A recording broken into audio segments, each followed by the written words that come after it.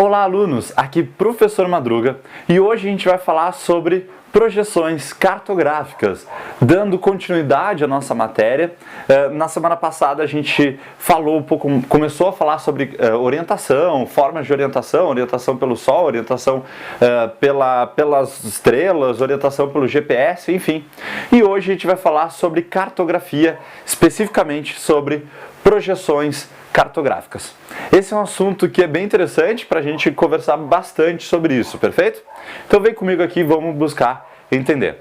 Um dos grandes problemas da geografia, na hora de elaboração do mapa, na hora de fazer o mapa, o professor Júnior tem falado bastante, ou falou com vocês agora, sobre essa questão dos mapas. Na hora de elaborar os mapas, um dos grandes problemas que todo o geógrafo sofre em toda a história, toda a humanidade sofre em toda a história, é fazer um mapa que seja perfeito com a realidade. Porque o que é um mapa? O mapa nada mais é do que uma representação reduzida da realidade. Eu quero representar a sala de aula. Lembra lá da sala de aula? Eu quero representar uma praça. Eu vou fazer um mapa disso. Então eu vou reduzir a praça para colocar no mapa. Eu vou reduzir um bairro para colocar no mapa. Um bairro, uma praça não tem grande problema, porque é uma área pequena, uma área reduzida. Agora, quando a gente precisa representar, principalmente quando a gente precisa representar isso aqui, que é o globo, é praticamente, e quando eu digo praticamente eu estou errado, é impossível. É impossível eu representar isso em uma superfície plana. Por quê? Nós vivemos em um globo com uma superfície arredondada, nós vivemos em um globo onde a única representação fidedigna, a única representação perfeita seria isso aqui, ó. Um globo terrestre. O único jeito de representar sem levar erro, sem levar distorção, seria com o globo terrestre. Mas o globo terrestre ele não é muito prático quando a gente pensa em navegação marítima. Não é muito prático quando a gente pensa em navegação. Ou tu está sempre andando com um mapa, é mais fácil do que tu está sempre andando com um globo terrestre. Então sempre foi necessário fazer a representação do globo em um mapa. A representação do globo em um mapa plano. Sempre foi necessário. Só que isso sempre leva à distorção. Por que, professor, que sempre leva à distorção, sempre leva ao erro? Por um motivo muito simples. Se tu olhar aqui, as linhas, a partir da linha do Equador, eu vou chamar a atenção para a linha do Equador. A partir da linha do Equador e a partir do meridiano de Greenwich, as linhas elas vão ficando curvas, porque é uma superfície curva. Olha essa, vou botar em vermelho aqui para vocês verem, por exemplo, essa superfície aqui, olha só. Olha como ela é curva. Quando eu vou representar essa superfície curva aqui, ela vai ser reta. Ah, eu quero representar essa aqui, ó. Olha como ela vai ficando curva, gente. Quando eu quero representar aqui, bum, ela tem que ficar reta. Então o erro sempre vai acontecer. Não tenho possibilidade de eu representar isso nisso aqui sem ter erro. Então o que se faz quando tu sabe que vai ter um erro? O que se faz é analisar qual o melhor erro. O erro que eu vou precisar usar. Professor, qual o melhor erro? Sim, tu tem vários tipos de erro. Então, foi desenvolvido diversas técnicas. E essas três é que eu vou chamar a atenção para vocês. A primeira técnica, a mais usada, o que a gente usa, né, na sala de aula, o que a gente usa é a mais comum, é o tipo de projeção que a gente chama de cilíndrica. É difícil escrever aqui embaixo, mas tá. Cilíndrica. Vamos ver se está aparecendo na imagem, peraí. Tá aparecendo legal, beleza. A projeção cilíndrica, o que é essa projeção? É literalmente pegar um globo e passar esse globo por um cilindro. E ao passar por um cilindro vai sair uma superfície plana. Onde é que vai dar a maior distorção? Onde eu fiz de vermelho. Por longe do centro do cilindro é onde vai dar a maior distorção. Professor, um cilindro, a gente não está falando de um mapa, professor? Sim, gente, a gente está literalmente falando de mapa. A gente está falando que a ideia da projeção é transformar uma superfície curva em uma superfície plana. Qual é a técnica? A mais utilizada é um cilindro. Literalmente, tu pega um cilindro, tu coloca um globo dentro do cilindro e faz esse globo girar dentro do cilindro. Onde é que está pegando o globo aqui no cilindro, gente? É essa partezinha que está em azul. É essa parte que está pegando o cilindro. Então é essa parte que vai estar melhor representado. Já as duas bases, os dois topos aqui, ó, tanto o hemisfério norte como o hemisfério sul, vai dar muita distorção. O erro vai ser muito grande nessas duas partes. A base, o meio, vai ter uma distorção menor. A projeção cilíndrica é a mais utilizada no mundo, sim, por quê? Primeiro que ela representa legal a linha entre trópicos, que é onde a maior parte da população vive, nessa região do meio aqui.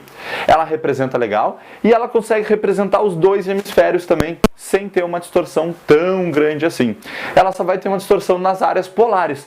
Por isso que a projeção cilíndrica ela é muito utilizada ainda, tá? Então a maioria dos mapas que vocês conhecem, que a gente conhece, tá aqui utilizando a projeção cilíndrica. A gente vai focar um pouco melhor em Mercator e Peters, que usa da projeção cilíndrica. Uma outra técnica também utilizada, ela é chamada de cônica, projeção cônica. Por quê? Porque literalmente se usa um cone. Então tu vai pegar lá um globo e vai colocar um cone em cima desse globo, né? Essa representação de um cone aqui, ela vai gerar qual área que vai ser melhor? As áreas entre os trópicos e o polo, entre o trópico de Câncer ou de Capricórnio e os dois círculos polares. Essa região aqui ela é bem representada, mas não é um mapa muito usual, né? Não é um mapa muito comum, porque ela só vai representar essas áreas temperadas. Por exemplo, eu quero representar o Canadá.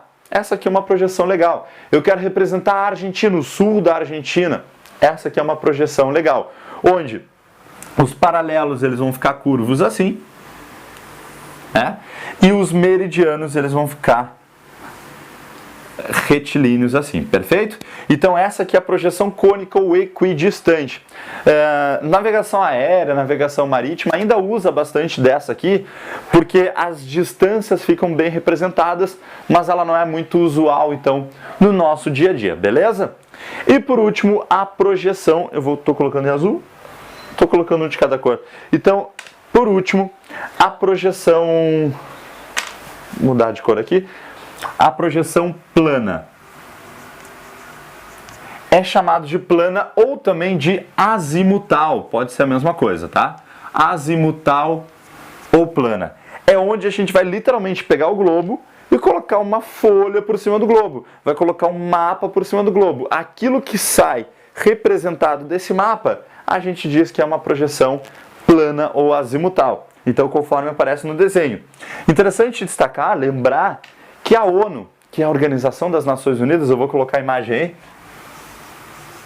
a ONU utiliza lá no seu símbolo maior, a Organização das Nações Unidas utiliza no seu símbolo uma projeção plana também. É legal para representar pequenas áreas ou áreas polares, ela é interessante também porque ela vai dar uma distorção menor. Lembrando que a distorção ela é uma realidade, vai ter a distorção. Distorção o que é, professor? Erro. Vai ter erro. O que a gente tem que analisar? Qual erro a gente está buscando? Se a gente está buscando o erro na região dos polos, a gente pode errar os polos se usa a projeção cilíndrica. Ah, não, o erro que eu estou buscando não pode errar o polo.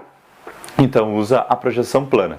Os mapas mais famosos da história, meus queridos, é o Mercator e Peters. Esses dois nomes são fundamentais para qualquer prova que tu for fazer. Mercator e Peters. Por quê? Vamos começar com... deixa eu ver o nome dele aqui, até porque eu... Aqui, ó, com... Aqui, ó. Gerardus Mercator, que fez esse mapa então em 1569, tá? Gerardus Mercator. Esse cara aqui, ele fez lá em 1569 um tipo de mapa que a gente diz que é uma projeção conforme. Por que conforme? Porque é um mapa que representa as áreas, não, mas o formato dos continentes bem certinho. Mercator ele fazia de tudo para manter o formato dos continentes bonitinho. Além disso, gente, esse Mercator aqui, ele precisava naquela época de mapas que fossem ser utilizados onde? Fossem ser utilizados na navegação. Peraí, deixa eu só ver se está aparecendo ali. Tá aparecendo legal. Que eram utilizados então, na navegação. Precisava de um mapa que mantivesse, que mantém os ângulos. Professor, mantém os ângulos? Como assim? Olha o mapa do Mercator aí. Quem tem aí acesso, que não vou colocar aí, mas olha o mapa na página 252. Mercator, ele faz de tudo para manter as linhas, realmente, ó, os ângulos certinhos assim. Por quê? Porque esse mapa aqui ele vai ser utilizado na navegação marítima. Então assim, gente, precisava manter os ângulos para conseguir navegar perfeitamente. O grande problema dele é a distorção dos polos e principalmente a distorção das áreas. Olha aí como está o tamanho da África, por exemplo.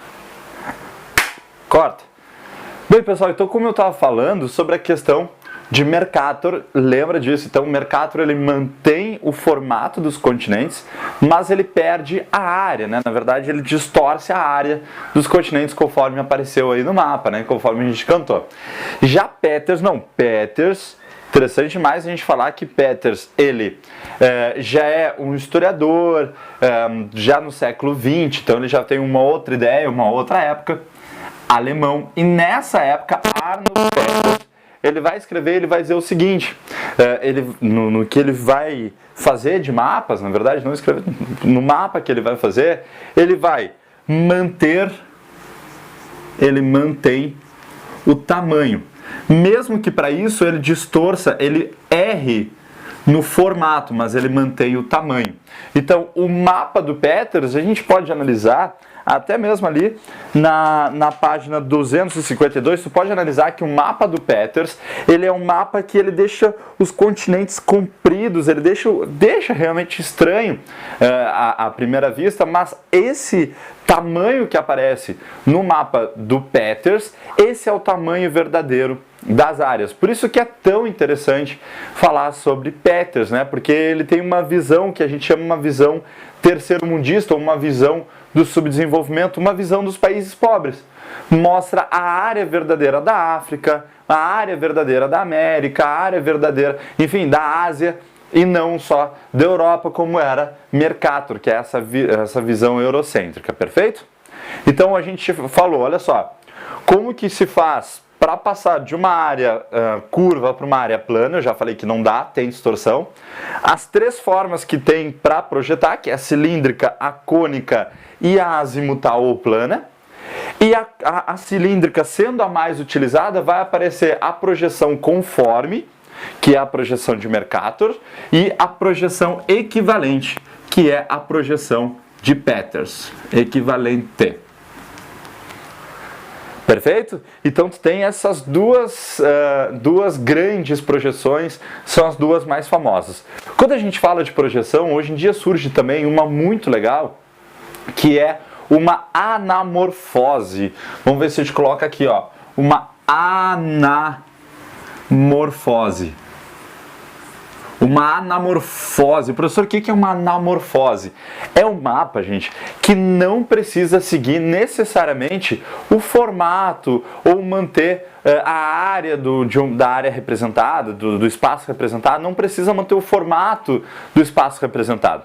Uma anamorfose, ela quer representar alguma informação dentro desse mapa.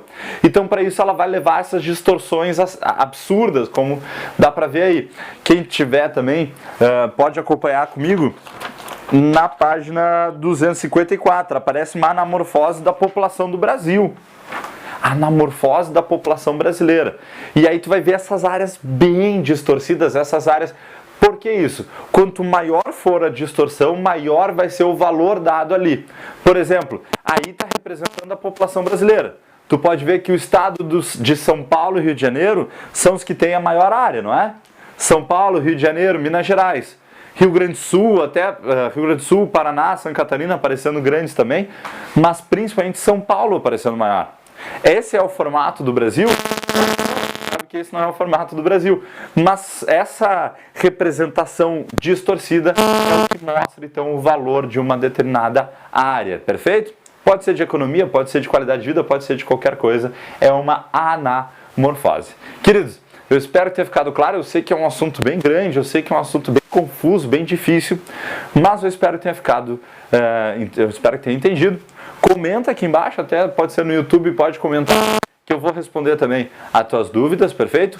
Curte aí o nosso vídeo e não esquece de fazer a nossa atividade. Eu vou colocar junto desse vídeo um Google Forms, que é um formulário do Google. Se vocês não fizerem, eu não tenho como saber que vocês estiveram na aula e eu não posso nem dar presença, nem dar nota para vocês. Então, é fundamental fazer, certo? Um beijo para vocês, queridos, e valeu, até a próxima!